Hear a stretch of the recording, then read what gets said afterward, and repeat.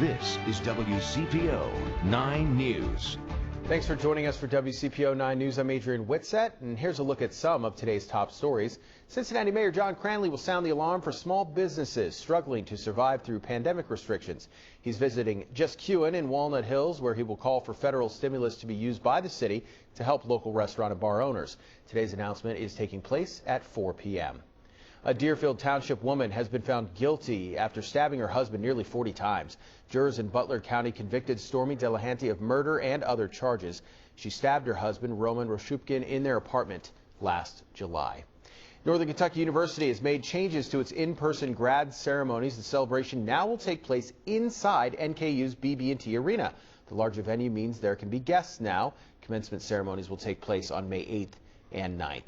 And if you will be in downtown Cincinnati this coming Monday, just know you will not be able to take Elm Street for a while. It'll be closed for more than a year between 5th and 6th Streets, right near the Duke Energy Convention Center, as crews begin their demolition work on the Millennium Hotel. That project is expected to wrap up next summer. Jennifer. Well, the high wind warning and wind advisory continue to get pushed back more and more to the east as our winds are starting to settle down. Now, granted, they're not going to stop today, but they're no longer as high as what we saw overnight. But we did end up with several confirmed wind gusts at 50, 52, 56 miles per hour.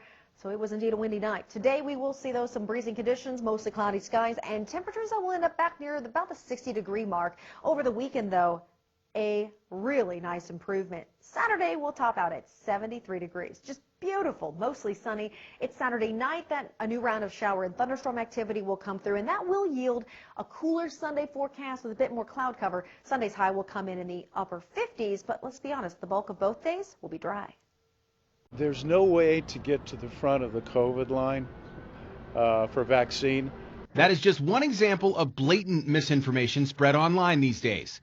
Ohio Attorney General Dave Yost told me this week it's the shift from internet to reality that has him worried for the country as a whole.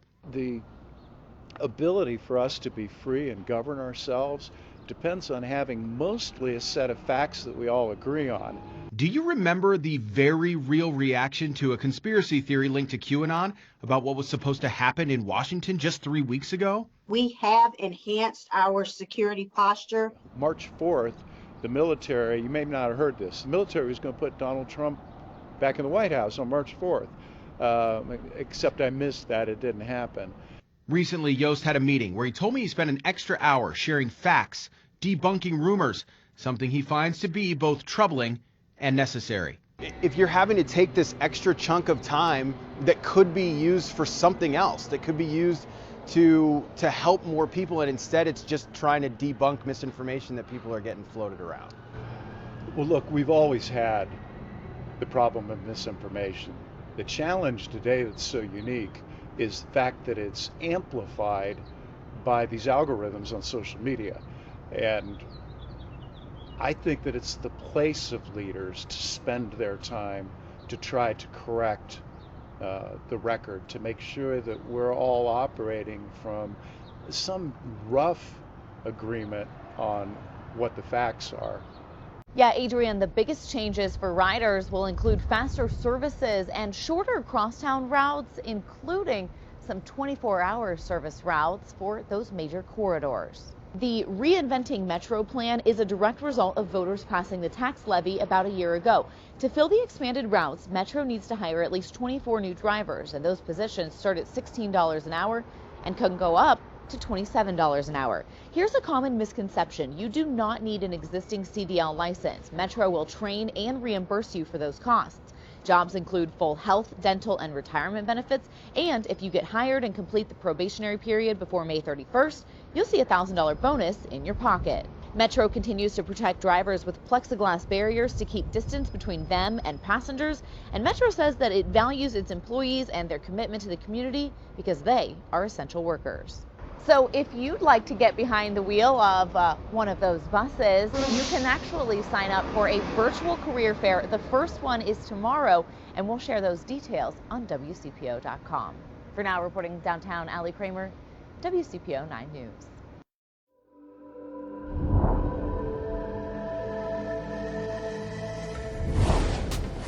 We will, by my 100th day in office, have administered 200 million shots in people's arms. President Joe Biden is setting a new goal for COVID-19 vaccinations. Biden announced the new benchmark after his administration achieved its initial goal of 100 million vaccinations last week, 42 days ahead of schedule.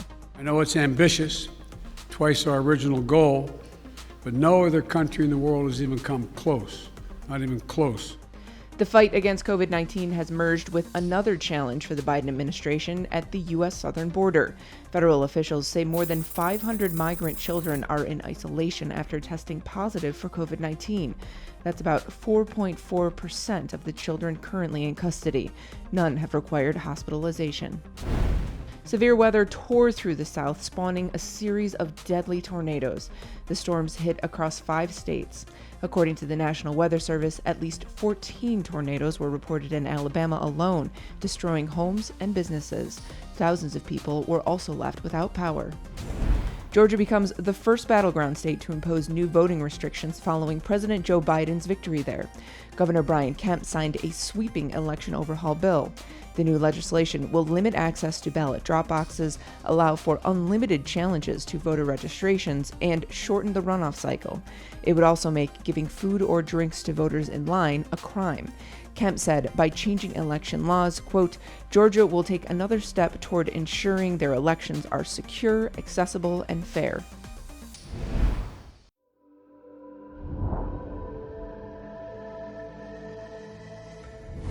The trial of Derek Chauvin, who's accused in the death of George Floyd, is bringing back a lot of painful memories for some Americans, especially when it comes to the body camera video. History may be bound to repeat itself, but there are certain parts of history that are difficult to return to. America has imagined that it was well, when in fact it was quite ill. David Eichhardt is a professor of African American Studies at Vanderbilt University. He has watched over the last year as this country has done a great deal of soul searching. We shouldn't be surprised that this cancer of our racial unreckoning has metastasized. We shouldn't be surprised because it was totally and wholly predictable. For David and many other Black Americans, the trial of Minneapolis police officer Derek Chauvin carries with it an immense amount of pain. I think this is a moment. This is a real serious moment. Perhaps most painful, though, is the video. Those awful moments where George Floyd is knelt on for nearly 9 minutes.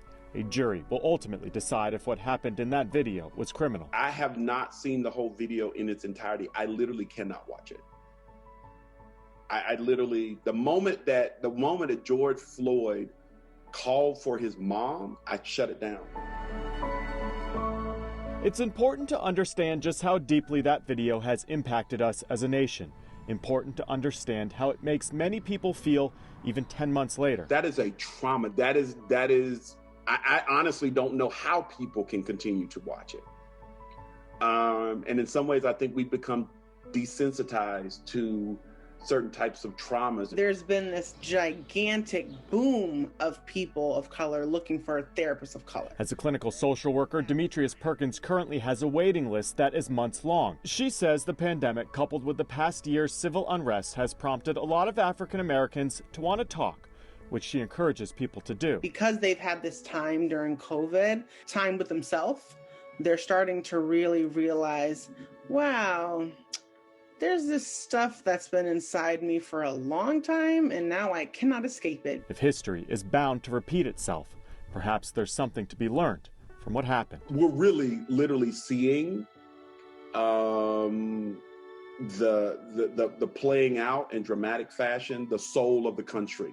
Who do we want to be? I'm Chris Conti.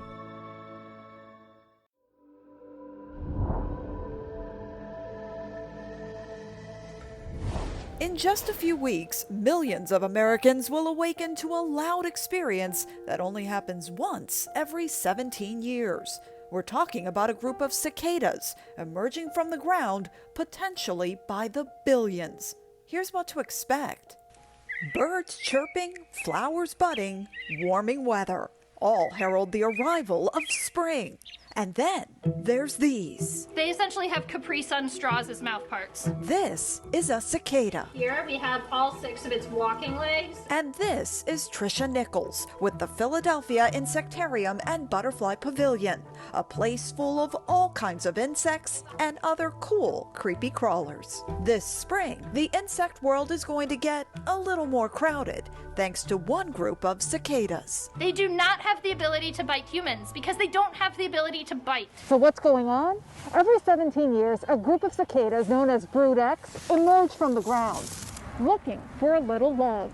And there's going to be a lot of them. The cicadas will emerge potentially by the billions across 15 states, meaning tens of millions of Americans will likely encounter them. Cicadas aren't harmful to humans, plants, or pets. Birds enjoy eating them, so do some people. But the mating calls of cicadas are loud, in excess of 100 decibels, like a car stereo at maximum volume. Cicadas actually have what's called a tympanum. So if you imagine, they almost have a drum, but it doesn't have drumsticks at all. It just pops back and forth like this, and it pops in a way that it makes that chirping noise, and they can vibrate it very, very quickly. But just as quickly as they emerge, they'll start to fade out, and within 4 to 6 weeks, the cicada show will be over. The babies of brood X will head underground for another 17 years. They dig down underneath the ground, and they spend 17 years drinking from tree roots, all right? And it takes 17 years for them to get enough nutrients and to gain enough energy to become an adult. And like other 17-year-olds, ready to party once they do. In Philadelphia, I'm Maya Rodriguez.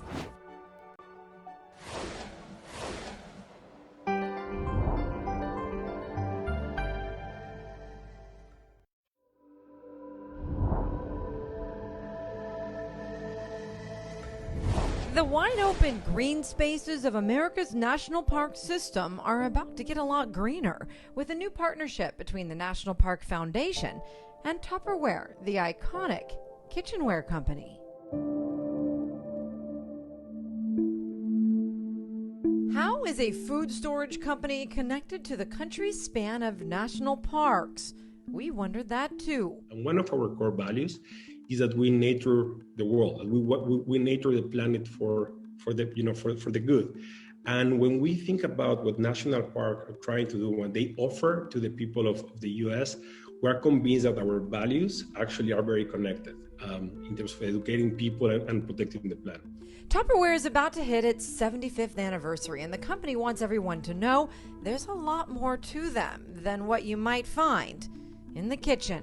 Just 30% of our products are coming from food containers, and the other 70% is for many other things, from cooking with microwave, portable bottled waters, and other stuff. So, that's Tupperware. On their journey to transform their company values, Senior VP of Sales and Marketing Luis Vasquez tells us their nonprofit arm realized what good they can do by joining forces with the National Park Foundation, which isn't the Park Service. Instead, it serves to support all 423 national park sites that we know and love. We help them by raising money just to make what they do even better and at a larger scale.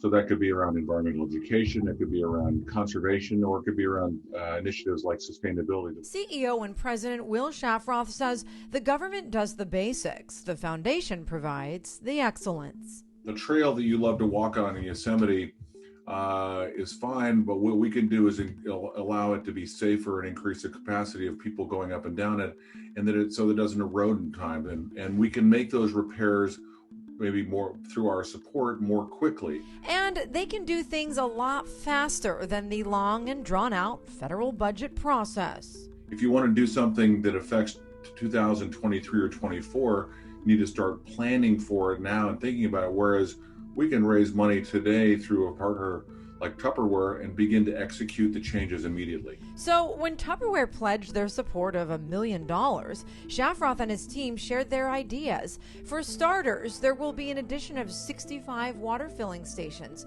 in 6 of the more high-traffic sites that need them. places, like the National Mall. Is going to basically result in a reduction of 10 million plastic water bottles that otherwise would be drunk. Some of the money will go towards signage and direction about recycling. Some will go towards education and composting through solar panels, which will help run the food waste program, like these, seen at the Grand Canyon National Park. Around 40% of the waste in the parks is coming from compostable products, either food or other raw materials. For example, what we're doing with the solar panels that we're installing is going to reduce around 1,000 tons of waste, plus the reduction on green gas emissions, because you do not need to move all that waste somewhere else. When you think of it in terms of visitors, these parks see some 330 million people a year. People who bring a lot of waste. But Shafroth sees it as a chance to change mindsets for the greater good. Also, is a huge opportunity to educate those visitors about the importance of contributing in small ways, like just reusing your water bottle, not bringing in something like that. I'm Stephanie Stone, reporting.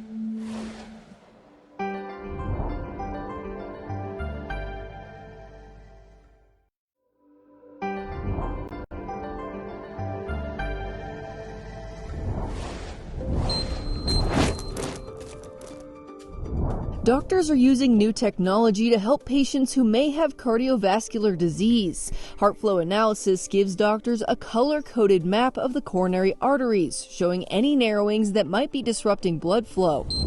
Believe it or not, blockages more than 30% can yield symptoms. And that's where heart flow is really accurate. Previously, doctors would have to rely on an invasive procedure to verify this information. But with heart flow, patients get a standard coronary CT scan. From the CT images, heart flow creates a model of the patient's unique coronary anatomy. Here you are, 1, look how fast this drops off.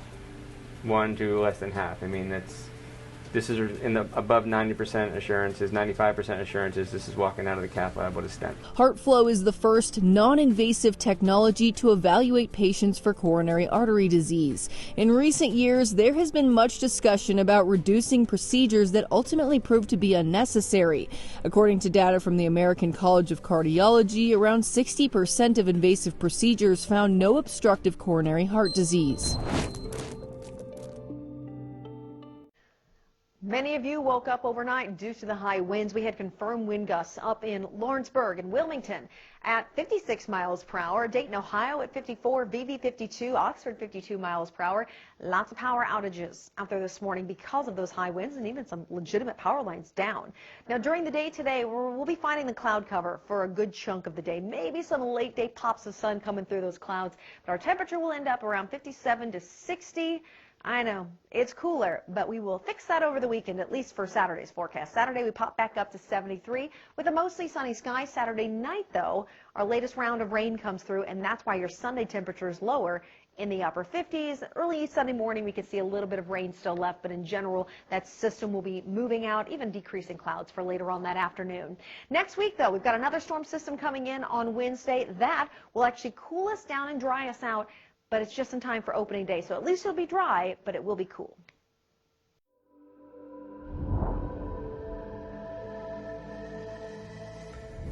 Miami Beach police have arrested more than 1,000 people this spring break season, seizing nearly 100 guns. And as night turns to day, evidence of more property damage emerges. But the chaos isn't representative of most tourists' experiences. We're usually in bed by then anyway. We just went inside. There's nothing else to do besides just stay in. It doesn't really affect me at all. Everyone during the daytime is wearing masks. We didn't see many people on the streets. It seemed like everyone was obeying it. Most people Newsy spoke with say they've obeyed the curfew. Are you guys obeying the curfew? Yeah. In the end of the day, we will still obey it. Even if they don't agree with it. They knew that we were coming down here for spring break, so they should have said that before we made plans. Some just turned to alternatives. Our hotel had a rooftop that was open, bar. We went to Fort Lauderdale. It's busy, it's popping. And so far, it seems like the only things the curfew has controlled are cutting profits for business and access to food. It's really hard to get food. Ain't no food out here, you hear me? And we couldn't even get an Uber to deliver our food. Yeah, it's a problem, and it's affecting us. We're still seeing how things are developing and what we need to do to adjust to the curfew. Lauren Magarino, Chicago.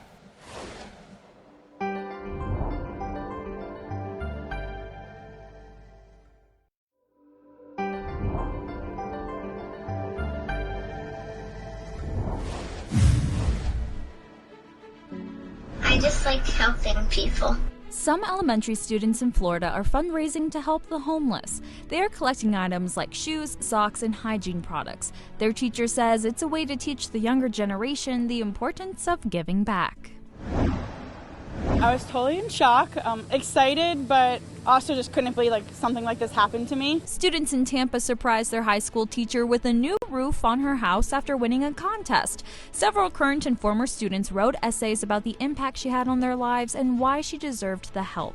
She gives back so much to the community that it's really nice that we are now able to give back to her. She can now put the money she was saving for a new roof towards something else. The smiles we're putting on people's faces in our community is just the best reward I could get out of this. High school students in Cleveland are using a simple way to help lift the spirits of others. They launched a new campaign that places colorful flower yard signs across the city. They hope they will help brighten someone's day. It lifted my spirit up because I love the colors of flowers.